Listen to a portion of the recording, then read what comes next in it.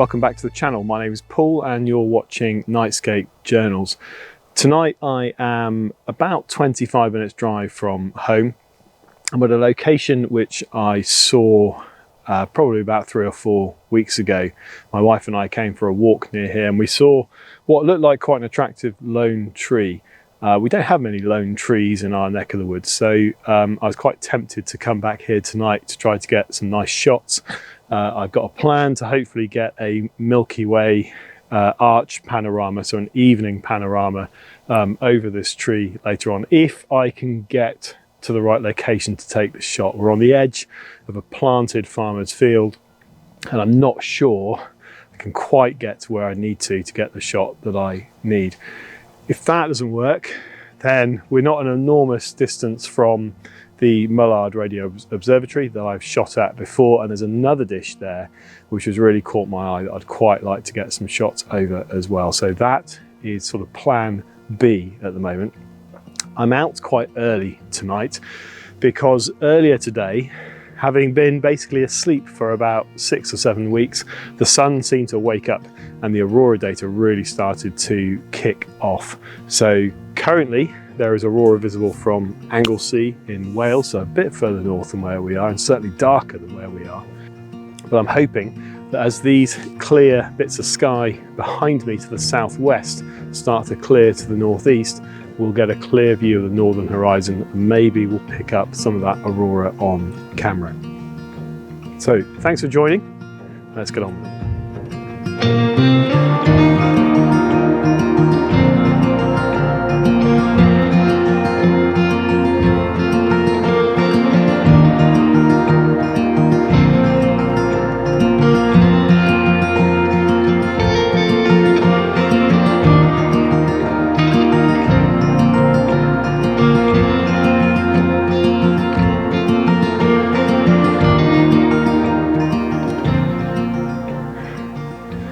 Yeah, so it's looking pretty murky to the north at the moment.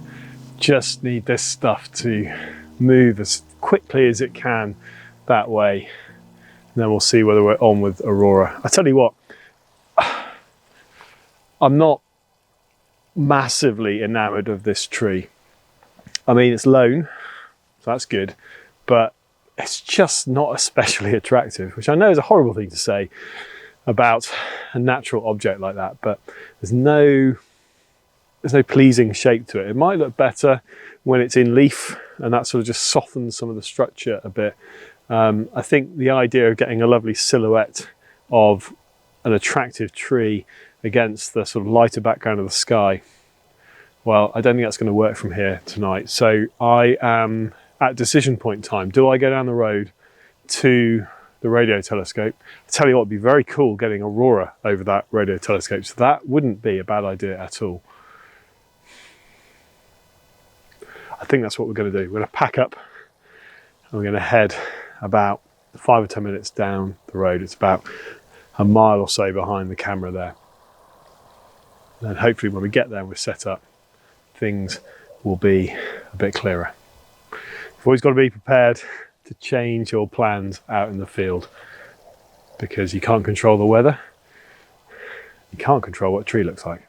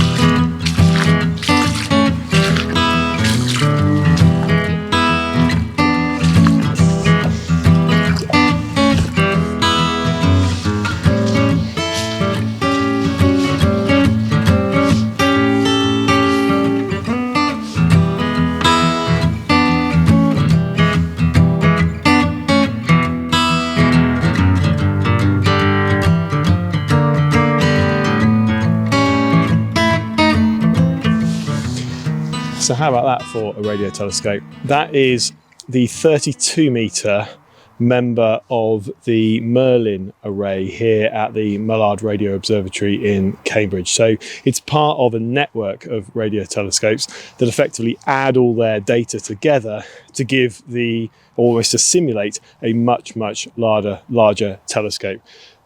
I'm amazed you need a much larger telescope because this thing is colossal. It must be 150, 200 meters away from where we're standing here, but it still looks enormous. And I think actually it's in operation tonight. I heard a bit of whirring earlier and it seemed that the silhouette was slightly changing shape. So I suspect it's in use doing something this evening. I think you can probably just about see Orion, or certainly the bottom half of Orion, over the top of the telescope there. I think that's going to be my main composition tonight. There's quite a bit of cloud around. I'm actually pretty pessimistic that that's going to clear fully this evening, certainly at a sensible hour this evening. But Orion is one of those constellations where if there is a bit of high cloud, you get that beautiful kind of bloated effect in the stars. And because the stars of Orion are particularly colourful, I always think that looks really beautiful. So a natural star glow effect. So I think that's what I'm going to get going with this evening.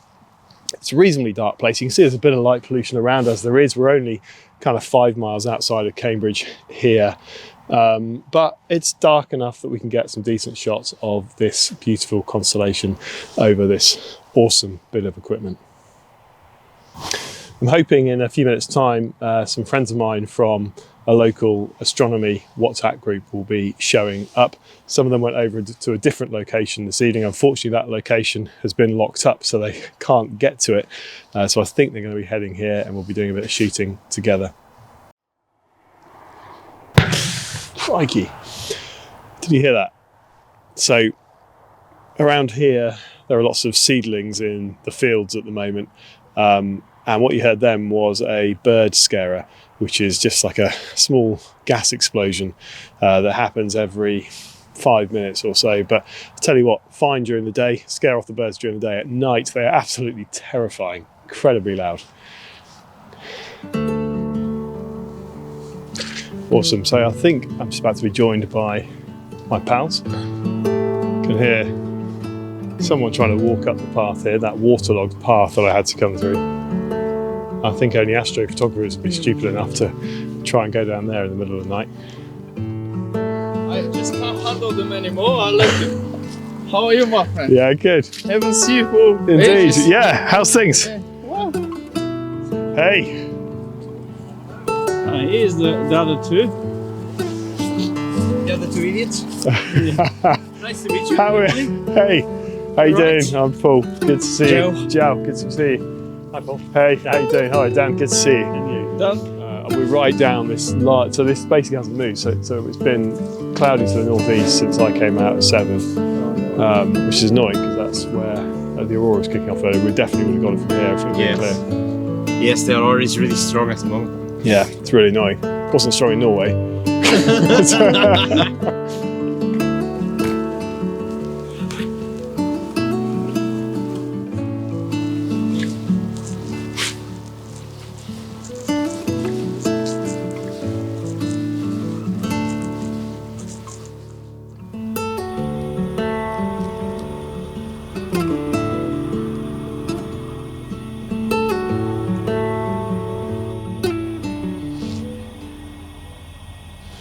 Okay, so as we're just walking to where we're going to be taking our image from, we pass right underneath this colossal telescope. You get a real sense here for its scale. I don't know if you can hear it whirring away there, but that's the noise it makes as the motors help it to track what it's shooting in the sky. It's a real privilege to be standing underneath a machine like this whilst it's in action underneath a increasingly starry sky. Absolutely beautiful.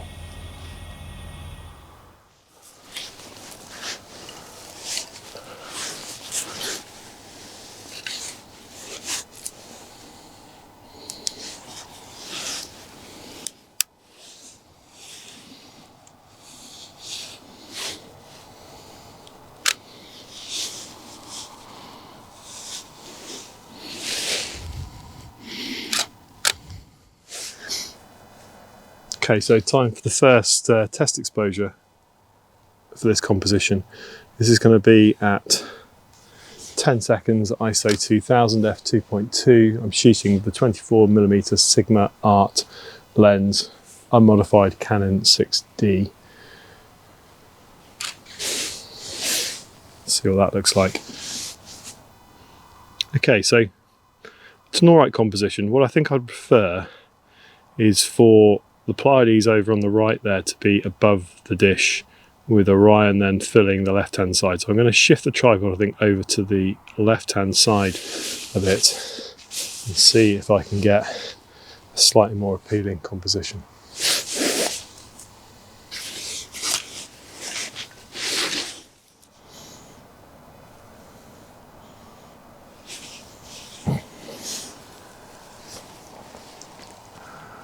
Okay, let's see if that's any better. It's really beginning to clear now, which is great.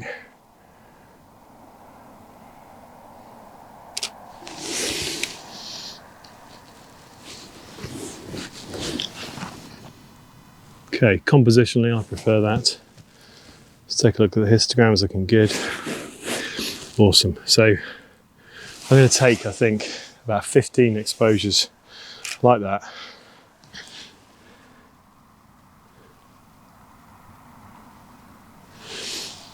And then stack them in post-production to reduce the noise. It is quite an impressively dark night tonight.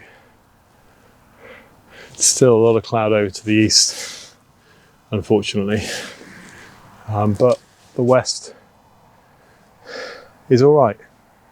Certainly the little window that I need for this shot is all right.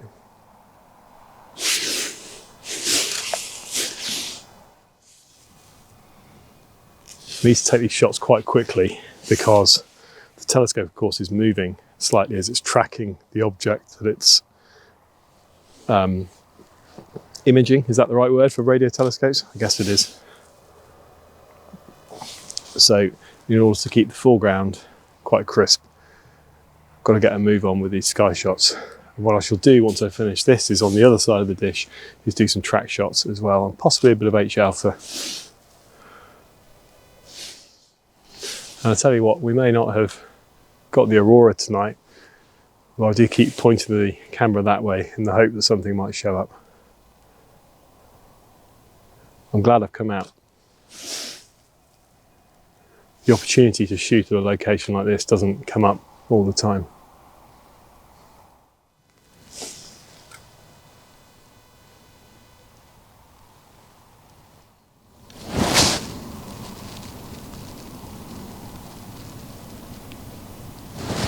Okay, cool, that's looking nice for the foreground. So let's go to the other side of the radio telescope now and get some track shots for the sky.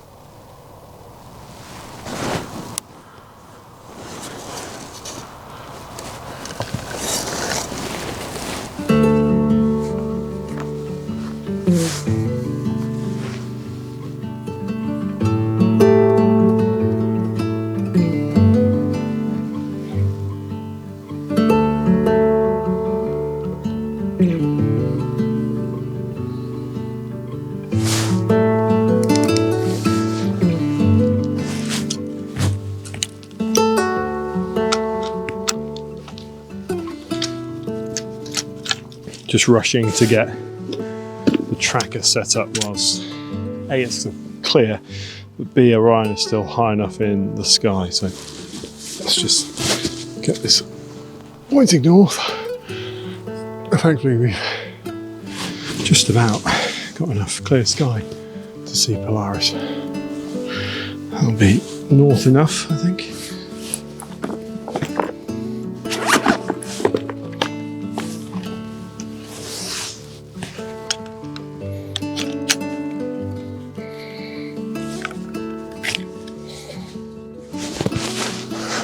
Check polar alignment. Oh, not too bad.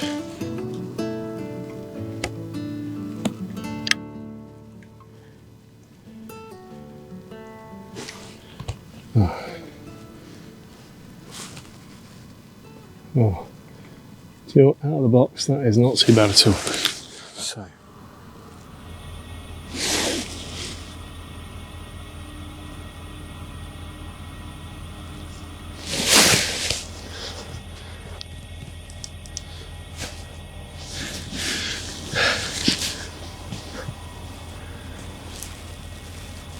Hopefully you can see and hear the telescope moving behind us there. That's pretty cool, but that was why I had to be really quick with my foregrounds earlier. So I guess they've just acquired a new target. I guess I'll spend an hour or so on that now.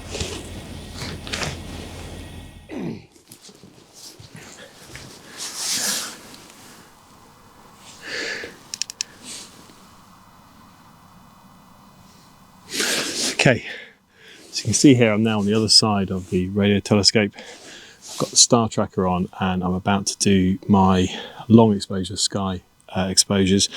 I'm shooting at f4, 24mm Sigma art lens, ISO 800, and I'm doing 60-second exposures, which though it makes the histogram look pretty good. So let's get those on the road.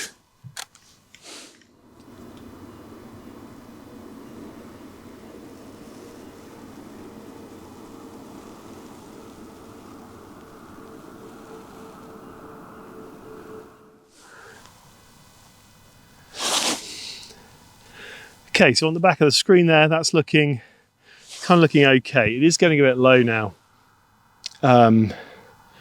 which means I'm getting quite a lot of gradient on the horizon. So I was originally going to shoot some H alpha shots on here. I'm not going to shoot H alpha, but what I am going to do is a star glow filter shot, which hopefully will make Orion look pretty cool there as well.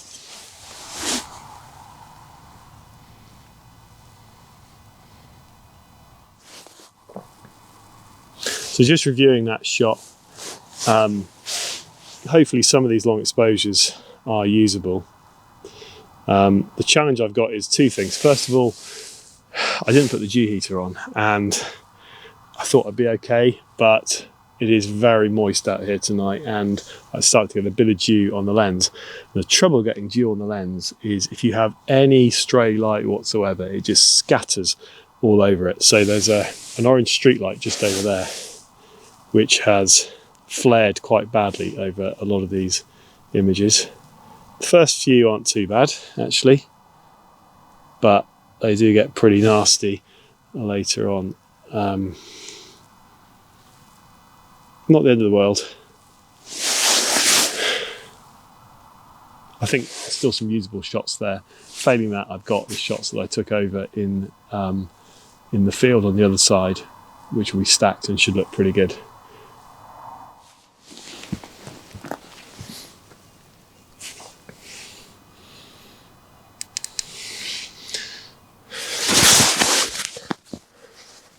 This one is a super easy shot. I've got the lovely back to front question mark constellation of Leo behind the Merlin telescope, and I'm also doing a star glow exposure over the top as well. Leo is one of those constellations that looks great with the star glow filter. I'm just doing 20-second exposures, ISO 2000, f 2.8, and this is with the 14mm Samyang lens. Let's check that out.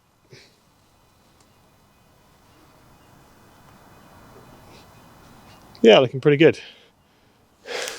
There are, annoyingly, a couple of aeroplanes that are just scooting off that way, so I'm just going to do one more sky exposure so I don't have to rely on that one with the aeroplanes. Here we go. Oh dear, so it looks as though the other guys may have been accosted by university security who look after this site. Now, we do have permission to be here tonight. We've been in touch with the Radio Astronomy Observatory and they have granted us permission to be on site tonight, so perhaps there's some sort of communication issue with the university security team. I'm sure they're having a nice chat. Hopefully they're showing them what images they've captured. They usually find if you're approached at night by someone who thinks you shouldn't be somewhere, the best approach is just to show them what you're doing. Most people are pretty interested in the sort of images that you can get. It looks like that car is now reversing away. Thankfully it is, so that's good. Yeah, it's there, exactly. Yeah, we met site security. How were they? And we knew that really I was nice thinking guys. that we were the rebels, but after all we are the saints. So we're getting towards the end of the night now, and I think we've all had a good time. Mostly the cloud has been in the sky, but that's beginning to clear now, but it's quite late. It's a Sunday night. I think we've all got work in the morning, so we're probably going to call it a day very shortly. But I realised I was very rude, didn't introduce these guys earlier, so I'm going to go around them all now. They're going to say who they are and what they've been shooting this evening. Oh, so Joao, nice to meet you all. And yeah, I've just been shooting some long exposures with some streaky clouds and trying to get Orion in the middle. That was it. Hello guys, I'm Memo. I just found some really nice birch trees down there on the road with the Orion between them. I tried to do some shots. I hope they come really nice on the screen later on. We'll see. That's awesome. Anyway, I met you for the first time around here in the middle of the dark, didn't I? We met with Paul You're the only a couple person of years I've ago, met. I think. Yeah. The only person I've met in the middle of nowhere at night and not been too scared of. With the famous "Don't shoot me, I'm a photographer." Yeah, don't shoot at me, I'm a photographer. Awesome. Dan. Hiya, so yeah, I'm Dan. Again, like these guys, trying to get some Orion with the dish. And as Emo said, we found some good shots through the birch trees at the end of the path. So yeah, something for the future. I think it'll be good. Quality. Well, nice to meet all you guys you. tonight. Anyway. Likewise. Nice to meet you again, and probably see you around here again soon. And that's how we'll be the first of many. That's for sure.